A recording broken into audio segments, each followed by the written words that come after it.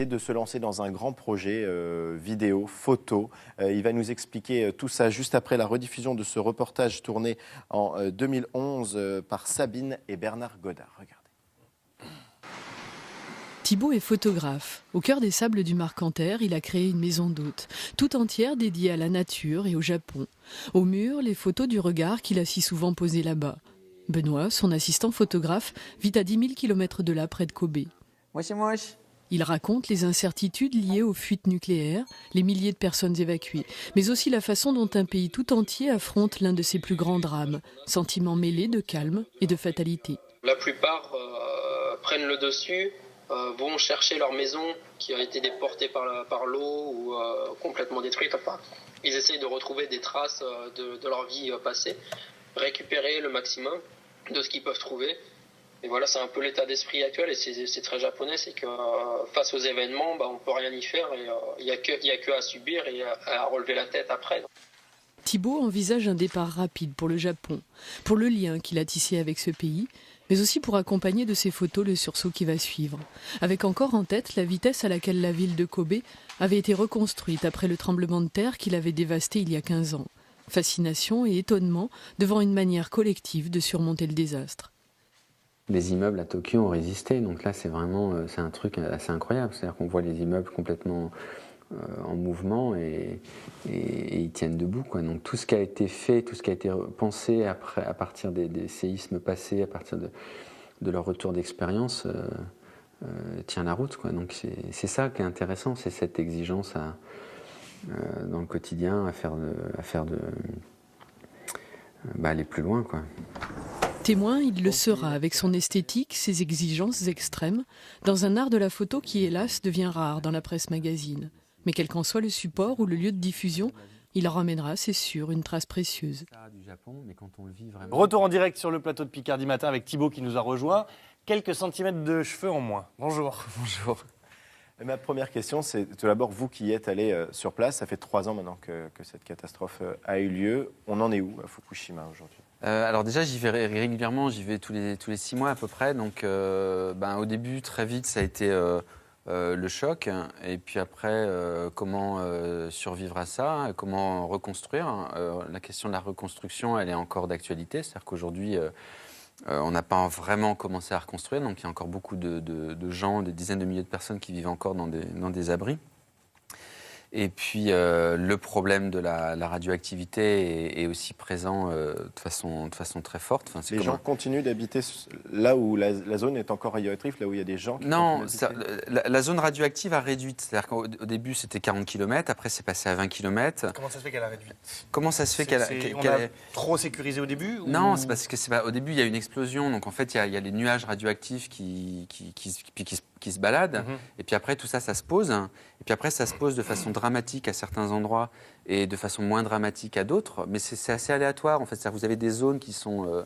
totalement clean et d'autres qui sont... des zones qui sont plus polluées que d'autres. Et après, il y a un travail de décontamination. C'est-à-dire qu'on va retirer à peu près ça de terre sur des zones entières. Donc, il y a des... C'est très compliqué parce qu'il faut le retirer, d'accord, mais il faut le stocker quelque part. Et puis après, il y a des scientifiques qui disent, voilà... la dose de radioactivité maximale qu'on peut recevoir s'étend. Et donc, voilà, dans cette zone-là, on estime que c'est possible. Et puis, il y a des villes aussi qui disent, mais nous, faut nous sortir de la zone. C'est-à-dire, faut nous sortir de la zone, sinon on va crever, quoi. C'est-à-dire, on va pas crever de la radioactivité, on va juste crever parce que on n'existe plus, quoi. C'est totalement isolé, ouais, c'est ça. Voilà. Et donc, ils ont besoin de ça pour continuer de vivre. Comment ces gens vous ont marqué ? Pourquoi ? Ils ont une force, ils continuent à vivre forcément, fatalement, ils n'ont pas le choix. C'est quoi ? Ça a été quoi votre réaction quand vous avez rencontré ces enfants, ces adultes aussi, qui vivent là, qui ont connu cette catastrophe Au départ, ce qui est passionnant, c'est de se dire, voilà, on a flingué un bout de la planète, et comment, une fois qu'un bout de la planète est flingué, comment on continue de vivre comme ça ? C'est-à-dire, si ça nous arrivait à l'échelle de la planète, on serait bien embêtés parce qu'on ne peut pas quitter cette planète. Eux ne peuvent pas quitter cette île, les Japonais. Donc finalement, ils sont face à un problème qu'on aura peut-être un jour. Donc si je me dis, tiens, comment ces gens-là vont réagir à ça ? Et comme je connais le Japon depuis 10, 15 ans, parce que j'y vais régulièrement. Je les connais bien et je me dis, mais ça va être fascinant avec leur intelligence, leur capacité à se reconstruire, leur capacité aussi à pas regarder vers le passé, mais à regarder vers l'avenir. Je me dis, mais ça va être génial, ils vont inventer le monde de demain et ça va être fascinant.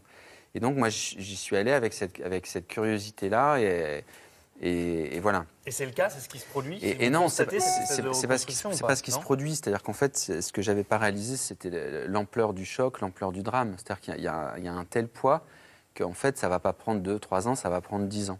Donc mon travail, finalement, c'est pas sur 2, 3 ans, c'est sur 10, 15 ans.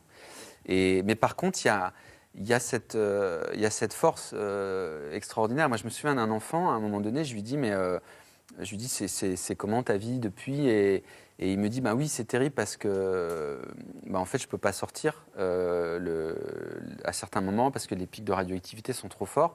Mais il dit, mais en même temps, ce qui est génial, c'est que ça nous a rapprochés. C'est extraordinaire, un enfant qui a 10 ans qui vous dit ça, mais je trouve c'est une grande maturité. Ça nous a rapproché de la communauté. C'est-à-dire qu'en fait, il dit ce qui est extraordinaire, c'est qu'en fait, on vit dans un monde où finalement, on est tous hyper connectés, on a tous une vie dans son petit univers. Et en fait, lui, il dit, mais en fait, ça a rapproché, ça a créé une communauté et finalement, on est soudés. Alors, ça veut dire quoi? Ça veut dire qu'en fait, on est différents. C'est-à-dire qu'il y a un regard aussi de l'Occident sur ces gens-là. Alors ça, c'est assez pesant pour eux parce qu'en fait, ils se disent, ben voilà, on est un peu des pestiférés, mais en même temps, on est une communauté, on va peut-être inventer le monde de demain et l'imaginer autrement, quoi. Et de cette rencontre, vous est venue l'idée de développer un projet, vous êtes photographe, un projet de photos que vous avez intitulé Fukushima, mon amour. On va en écouter un court extrait et on reviendra après. Ça marche.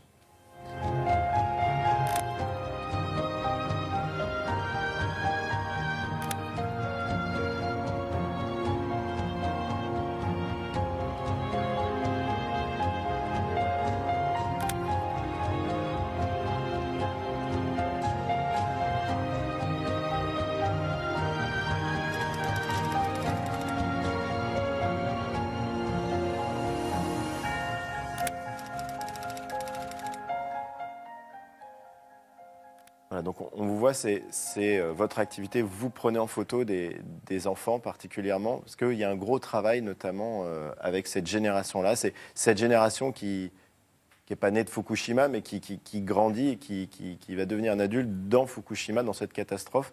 C'est ça que vous avez voulu exprimer dans ce projet?